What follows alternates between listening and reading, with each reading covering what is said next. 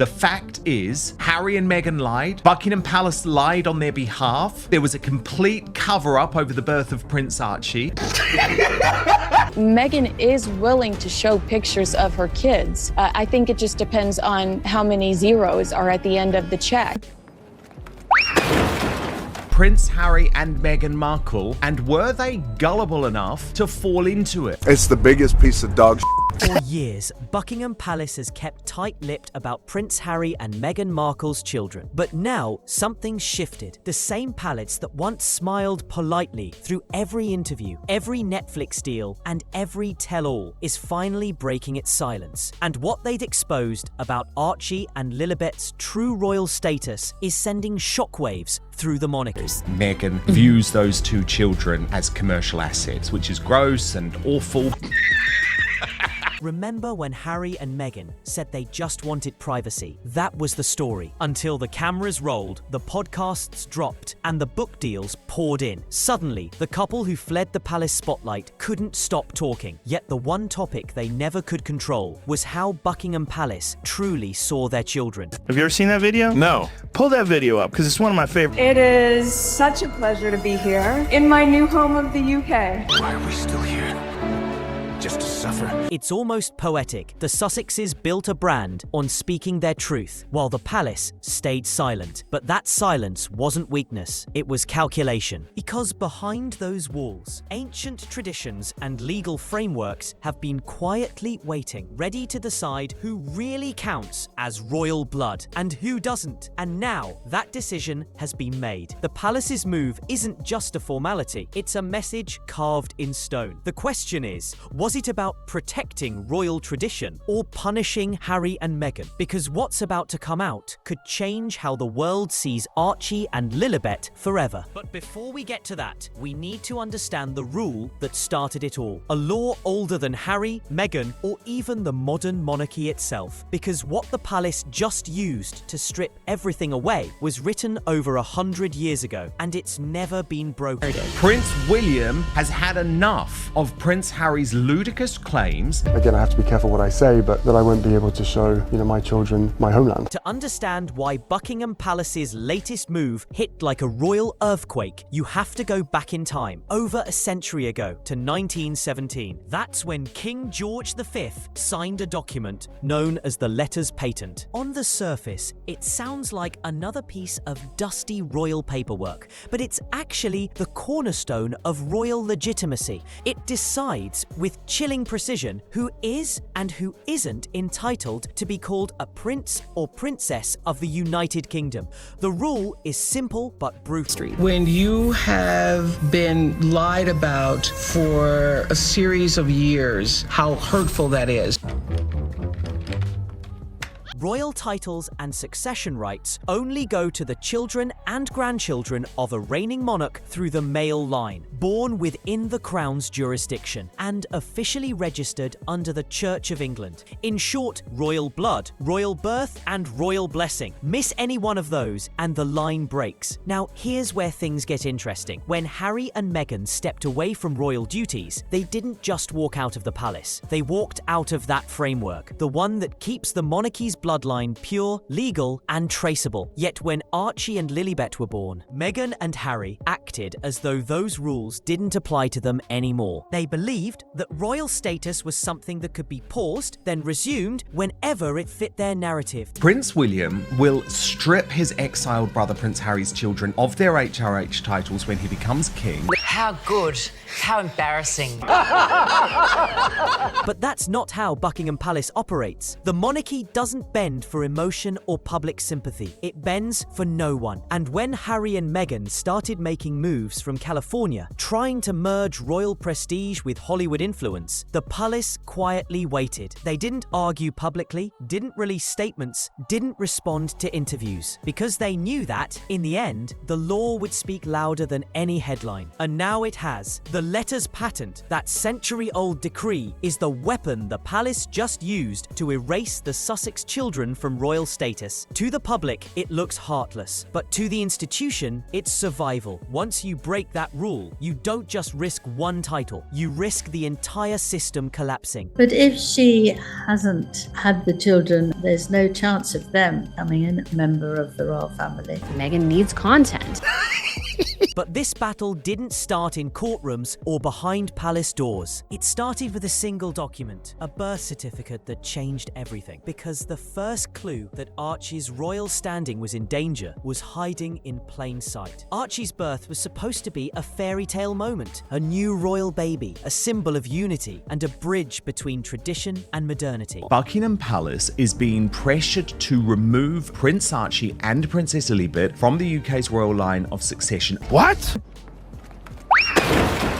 But behind the smiling photos and polished announcements, something quietly went wrong. It wasn't the baby, it was the paperwork. When Archie Harrison Mountbatten-Windsor was born in 2019, everything seemed normal at first. The palace released the news, the world celebrated, and Meghan and Harry appeared beaming for the cameras. But then, eagle-eyed royal watchers no explanation, no precedent, and no consistency with how other royal mothers were listed. Even Princess Diana and Kate Middleton kept their names on their children's certificates. So why remove Meghan's? Was it Meghan's decision, a power move to assert her title and distance herself from her pre-royal identity? Or was it the palace, tightening its grip and sending a silent message that Meghan's individuality didn't belong on royal records? Either way, the edit cracked open a Pandora's box of rumors and speculation that has never really closed. For some, it looked like the palace was distancing itself, subtly signaling that Archie's status wasn't as secure as the public believed. For others, it was Meghan trying to rebrand herself as fully royal, rewriting her name to match the prestige she desperately wanted to preserve. But one thing was undeniable: Archie's paperwork didn't match royal tradition. And in the monarchy, details are everything. When every name, title, and signature has centuries of weight behind it, an inconsistency isn't just a clerical error, it's a red flag. And for the palace, it was the first sign that the Sussexes were no longer playing by royal rules. But if Archie's birth certificate raised eyebrows, what came next turned quiet suspicion into open alarm, because Lilibet's arrival didn't just break protocol, it broke centuries of royal custom altogether. When Lilibet Diana was born in 2021, it should have been another joyful royal milestone. But instead of palace fanfare or an official announcement from the Queen, her arrival was revealed through a PR statement from California. No hospital steps, no royal bulletin, no formal registration in the UK. For a family built on tradition, that silence said everything. In royal history, every birth, from William to Louis, has been marked by ceremony. But for Lilibet, there was none. The palace didn't release a word, and her name never appeared in the official royal records. It was as if the monarchy itself was saying, "This one isn't ours." To the Sussexes, it might have seemed like independence. To Buckingham Palace, it was defiance. A child born outside royal oversight, beyond the monarchy's spiritual and legal framework. And in royal terms, that isn't freedom, it's exile. But the real breaking point came not at her birth, it came later, when the palace quietly refused to recognize her baptism, the moment that would have tied her officially to the crown. For generations, royal baptisms have been sacred, not just family events, but powerful public symbols that bind each new royal to the Church of England and to the crown itself. It's where tradition meets legitimacy. But when it came to Lilibet's baptism, something critical was missing: royal recognition. Harry and Meghan held their own ceremony in California, complete with celebrity guests and a few symbolic touches. But in the eyes of the palace and the church, it wasn't official. There was no entry in the royal registry, no Church of England record, no acknowledgement from senior clergy. In royal language, that silence means one thing: invalid. Every royal child before her, from Prince William to little Prince Louis, had their baptism logged in the sacred records of royal history. But Lilibet's? It exists only in press releases and photos. He has absolutely no intention to allow Archie and Lilibet to use their HRH titles. To the palace, that meant she wasn't formally brought into the royal fold, either spiritually or ceremonially. What Meghan and Harry saw as independence, the palace viewed as separation. Because in the monarchy, once you step outside the system, even for something as personal as a baptism, you're no longer in it. And that quiet break from royal tradition didn't just affect their children's status, it started to unravel the image Meghan had built. When you strip away the titles and the royal gloss, what happens to someone who built their persona around being a modern duchess? That's the collapse playing out for Meghan Markle. She launched the lifestyle brand As Ever to cement her identity beyond the palace walls. Jams, teas, curated home living, the whole works. But without the titles backing that persona, the brand's foundation suddenly looks shaky. Her image depended on royal heritage. Without official recognition for her children and no clear titles, the narrative shifts from royal mother and duchess to celebrity entrepreneur trying to keep relevance alive. And for an institution built on centuries of legitimacy, that's unacceptable. The documentaries and memoirs that promised intimate royal access lose some power when the brand's core claim, royal status, comes into question. Meanwhile, Meghan's venture into lifestyle doesn't carry the same weight without those regal ties. The irony is brutal. She left the palace to gain freedom, but that freedom came at the cost of legitimacy. And when the crown refuses to validate you, public perception becomes a brutal marketplace. Because this isn't just about image, it's about a father fighting for recognition, only to face rules that don't bend for emotion. For Prince Harry, this wasn't just a legal issue, it was deeply personal. Behind the polished statements and public appearances, he was reportedly pleading with the palace to recognize his children, hoping to secure their place in royal history. To him, this wasn't about titles, it was about belonging, about keeping a thread of connection to the family he'd grown up in, the same family that shaped and scarred his entire life. But every plea hit a wall. The response was always the same. The rules don't change for emotion. For the monarchy, it wasn't about compassion, it was about structure. The same structure that had protected the institution for centuries was now being used to shut his own children out.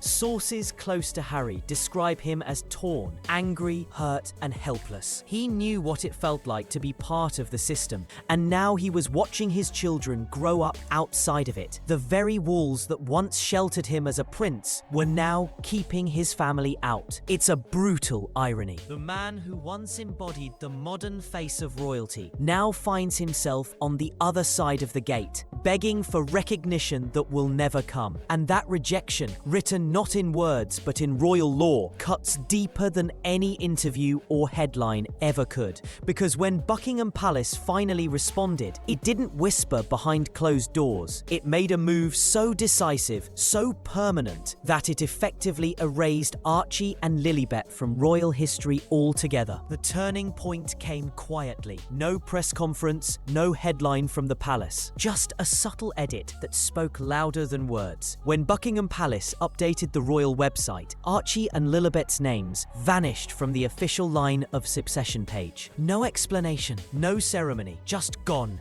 For royal watchers, that update was chilling. Every official royal, living or dead, has always held a documented place in the hierarchy of the crown. To remove those names wasn't a clerical decision. It was symbolic exile. It meant that, in the eyes of the monarchy, Harry's children were no longer part of the royal institution. The message was clear. Royal blood means nothing without royal sanction. And once the monarchy closes its books on you, there's no way back in. The palace didn't have to say a word. That single digital deletion did what centuries of royal protocol were designed to do. Protect the throne, not the people. For Harry and Meghan, the silence from London said it all. They had won freedom, but lost the legacy. And for their children, born into two worlds, it marked the end of one, the royal one. But here's the question that still divides royal fans today. Was this justice for the crown or punishment for a family that dared to walk away? So, what's your take on all of this? Was Buckingham Palace simply protecting centuries of tradition, or was it deliberately punishing Harry and Meghan for stepping away? Do you think Archie and Lilibet were treated fairly, or did the palace go too far? Drop your thoughts in the comments below. below. I want to hear every perspective. And if you thought this revelation about the Sussex children was shocking, wait until you see the secrets that came before them. Click over to my previous video because the story of the monarchy is far from over, and every chapter is even more revealing than the last.